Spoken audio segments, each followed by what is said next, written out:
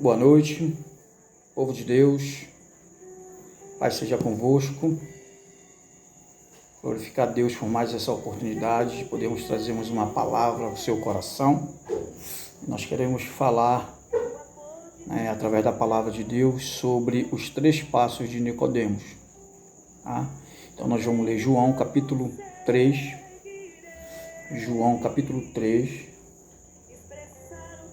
Tá? João capítulo 3,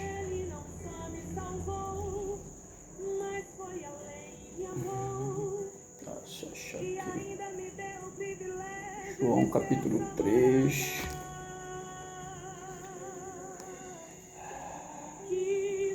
versículo 1 ao 8. Tá? Texto, uma leitura muito extensa, mas nós vamos ministrar sobre esse assunto, os 3 passos de Nicodemos.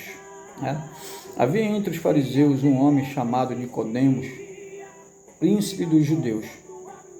Este foi ter de noite com Jesus e lhe disse: Rabi, bem sabemos que é mestre vindo de Deus, porque ninguém pode fazer estes sinais que tu fazes, se Deus não for com ele. Jesus respondeu e disse: na verdade te digo que aquele que não nascer de novo não pode ver o reino de Deus. Disse-lhe Nicodemos: como pode um homem nascer sendo velho? Pode porventura tornar a entrar no ventre de sua mãe e nascer? Jesus respondeu: na verdade te digo que aquele que não nascer da água e do Espírito não pode entrar no reino de Deus. O que é nascido da carne é carne, e o que é nascido do Espírito é Espírito. Não te maravilhes de eu te ter dito, necessário vos é nascer de novo. O vento sopra onde quer e ouves a sua voz, mas não sabe de onde vem, nem para onde vai. Assim é todo aquele que é nascido do Espírito. Nicodemos respondeu e disse: como pode ser isso? Jesus respondeu e disse: tu és mestre de Israel e não sabes isto? Amém? Glória a Deus. Os 3 passos de Nicodemos. O homem, ele nasce, o homem ele é formado de 3 partes e 2 naturezas. O homem é formado de 3 partes e de 2 naturezas. O homem ele é formado da natureza espiritual e formado da natureza carnal. A tendência carnal puxa a nossa natureza para as coisas da carne, e a nossa natureza espiritual puxa para as coisas do Espírito. Essas são as 2 naturezas da qual o homem é formado, e 3 elementos o homem é formado. O homem é formado por 3 elementos básicos, que é o corpo, que é o barro, que é a terra, da onde o homem veio. O homem é formado do Espírito, que o Espírito volta para Deus. E o homem é formado de alma, 3 partes, corpo, alma e espírito. Espírito, alma, emoções, é para onde vai céu ou inferno, é para onde a alma vai, ou para o céu ou para o inferno. E o homem é formado de 2 naturezas: a natureza carnal, que é a natureza da terra, que é a natureza de baixo, porque a Bíblia diz que o primeiro homem, Adão, foi feito alma vivente, e o último Adão, porém, é espírito vivificante. Mas não é o primeiro o espiritual, e sim o natural. Depois o espiritual, o primeiro homem formado da terra é terreno, o segundo homem é do céu. Como foi o primeiro homem, o terreno, tais são os demais homens terrenos. E como é o homem celestial, tais também os celestiais. E assim como trouxemos a imagem do que é terreno, também devemos trazer a imagem do celestial. Tá? O espírito, natureza do espírito, que é a natureza de cima. Deus é espírito e importa que seus adoradores o adorem em espírito e em verdade. Tá? Em espírito e em verdade. A nossa natureza espiritual nos leva para mais perto de Deus. A nossa natureza, é por isso que Paulo vem dizer, andai no espírito e não satisfaça a vontade da carne, certo? Satisfaça a vontade da carne. Existe 3 pessoas importantes na nossa nação, que eu considero uma 4ª pessoa também, e essa 4ª eu digo que ela é acima de todas elas, né? 3 pessoas no nosso país que eu vejo que são homens que têm muita sabedoria e muito conhecimento, tá? São homens muito sábios, tá? O primeiro homem que eu considero é Miguel Falabella. Miguel Falabella é um homem muito inteligente, muito culto, tá? O segundo homem que eu considero de muita capacidade e intelecto se chama Jô Soares. O terceiro homem do nosso país, que é de muita capacidade, de muita inteligência, de muito conhecimento, se chama Roberto Justo. E o quarto, que é o que está acima, que eu considero acima desses todos, mas eu não vou falar dele, se chama Silvio Santos. Tá? Esses 3 homens, eles, principalmente o Jô Soares, ele já leu a Bíblia várias vezes. E ele já deu testemunho disso, que ele já leu a Bíblia mais de uma vez, né? Leu várias vezes a Bíblia, e ele já testificou que em nenhuma dessas leituras ele conseguiu entender nada. Né? Ele não conseguiu entender nada. Olha que são homens cultos, são homens inteligentes, mas quando leem a Bíblia eles não entendem nada. Agora, por que eles não entendem nada? Porque são homens carnal. São homens que não têm o Espírito Santo. São homens que não têm, aonde não habita o Espírito de Deus, né? Porque nós só podemos entender, né? Nós só podemos compreender a palavra de Deus se for pelo Espírito, porque a palavra de Deus é Espírito e vida. É o Espírito que gera em nós o conhecimento, que é o Espírito que nos dá a sabedoria para que a gente possa entender e compreender a palavra de Deus de forma correta, de forma clara, de forma objetiva. Tá? É o Espírito que nos dá a iluminação, é o Espírito que nos dá o discernimento, é o Espírito que nos aproxima de Jesus, é o Espírito que nos traz para mais perto de Deus. Ora, né, a Bíblia diz, ora, o homem natural não aceita as coisas do Espírito de Deus, porque lhe parece loucura, e não pode entendê-las, porque elas se discernem espiritualmente. Paulo fala isso em 1 Coríntios 2,14. É por isso que muitas das vezes muitas pessoas leem a palavra de Deus e não entendem. Por quê? Porque a Bíblia ela é espiritual, ela não é um livro qualquer. Tá?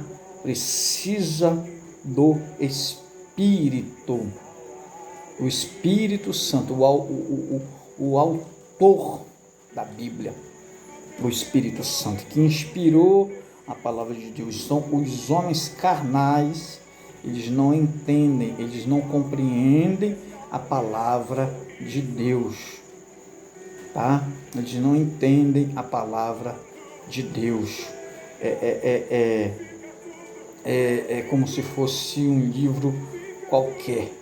Então eles não entendem, eles não têm conhecimento da palavra de Deus. E a mesma coisa aconteceu aqui. Quando Jesus é entrevistado, quando Jesus está dialogando com Nicodemos, a Bíblia diz que Nicodemos ele era um fariseu, né? Era um fariseu e significa que ele era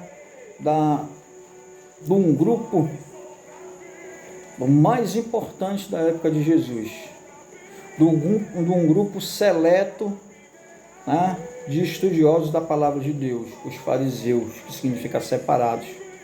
Os fariseus tinham conhecimento da palavra de Deus, né? Então, Nicodemos é um fariseu e tinha o conhecimento das coisas de Deus. Só o que acontece com Nicodemos? Só que o que acontece muitas das vezes com pessoas religiosas, elas são carnais, elas são frias, elas não têm a sua mente aberta para as coisas de Deus, para as coisas do Espírito, elas são presas às suas questões religiosas, às suas questões filosóficas, são presas às suas filosofias, né? São presos a mandamentos, a preceitos de homens, né? Havia entre os fariseus um homem chamado Nicodemos, príncipe dos judeus, né? Uma autoridade. Jesus está diante de uma autoridade, né? Diante de um homem de uma alta patente, de uma alta hierarquia, de uma alta capacidade humana de conhecimento. Esse homem não era qualquer homem, ele era um homem importante, era como se fosse hoje um senador da República. Um homem importante. Só que diante de Jesus, Nicodemos, ele, né, o conhecimento de Nicodemos, né, não se compara ao conhecimento de Jesus. O conhecimento de Nicodemos é abaixo do entendimento que Jesus esperava dele com relação às coisas de Deus, com relação à mudança, à conversão, com relação a uma vida transformada, uma vida diante de Deus.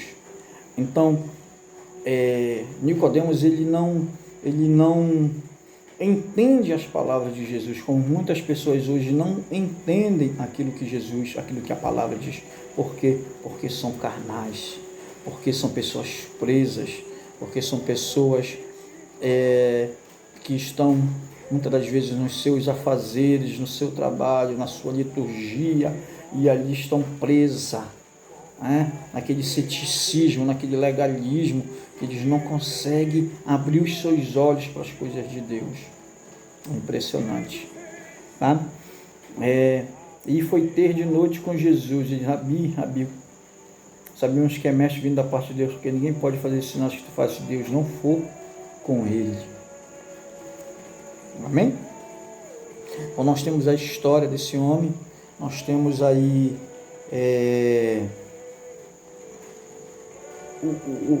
o diálogo de Jesus e Nicodemos. Então, Nicodemos, ele dá 3 passos em direção a Jesus. O diálogo entre ele e Jesus toma uma proporção gigantesca que Nicodemos ele não consegue entender, né, a mensagem de Jesus. Mas o que ele faz? Ele dá 3 passos em direção a Jesus. O primeiro passo que Nicodemos deu foi ir até Jesus.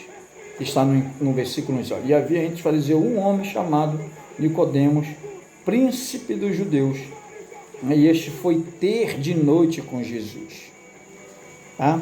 Então, o primeiro passo que Nicodemos deu foi ir até Jesus. Tá? Esse é o passo que muda toda a nossa vida. Esse é o passo que muda toda a nossa história. É ir até Jesus. Muitas pessoas hoje têm ficado presas, né, ao seu lugar de conforto.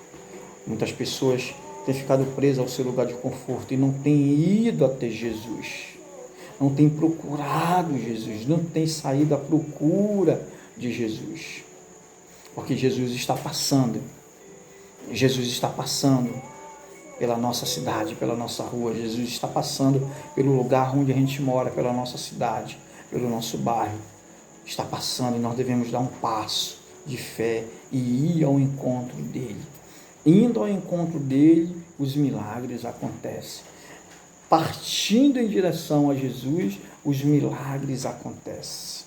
Essa é a disposição que nós devemos ter, é de ir ao encontro do Senhor Jesus, porque só Ele tem a resposta, só Ele tem a solução para os nossos problemas, só Jesus tem, aquilo que nós precisamos para saciar a nossa sede, para saciar a nossa fome e para principalmente tornar o nosso Salvador e Senhor da nossa vida. Amém? Primeiro passo Nicodemos foi até Jesus.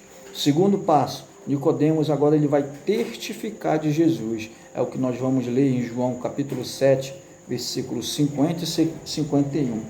Tá? Nicodemos testificou de Jesus. Acaso a nossa lei julga um homem sem primeiro ouvi-lo e saber o que ele fez? Responderam eles: dá-se-á o caso de que também tu és da Galileia? Examina e verás que da Galileia não se levanta profeta. E cada um foi para a sua casa. Amém? Havia uma festa entre os judeus, que era chamada de a festa dos tabernáculos. Está lá em João capítulo 7. E aí Jesus, ele foi até essa festa e apareceu lá nessa festa, e de repente Jesus já estava pregando, Jesus já estava ensinando no templo, e a Bíblia diz que no exato momento em que o sacerdote ele derramava água, aquela água que era trazida em jarros de barro, e era derramada como libação ali naquele ato religioso, daquela festa dos tabernáculos. E no exato momento em que o sacerdote ele derramava a água, Jesus subiu de algum lugar lá e gritou: quem tem sede, que venha a mim e beba. Do seu interior fluirão rios de água viva. Jesus: eu sou a fonte da água da vida. Amém?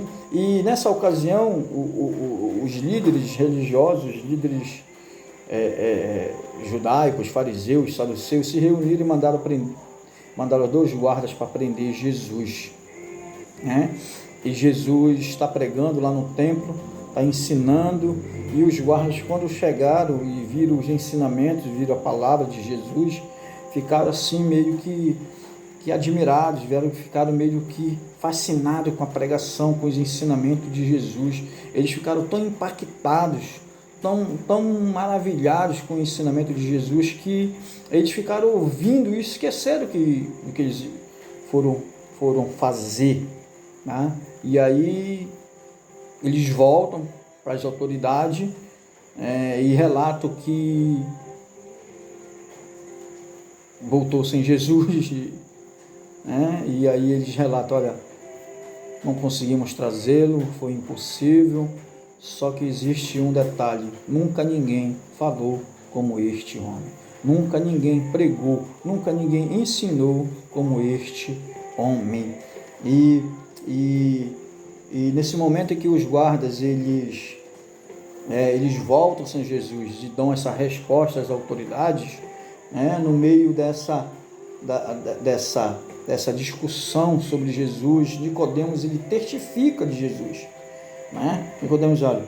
Nicodemos, um deles que antes fora ter com Jesus, perguntou-lhes: acaso a nossa lei julga um homem sem primeiro ouvi-lo e saber o que ele fez? Dá testemunho de Jesus.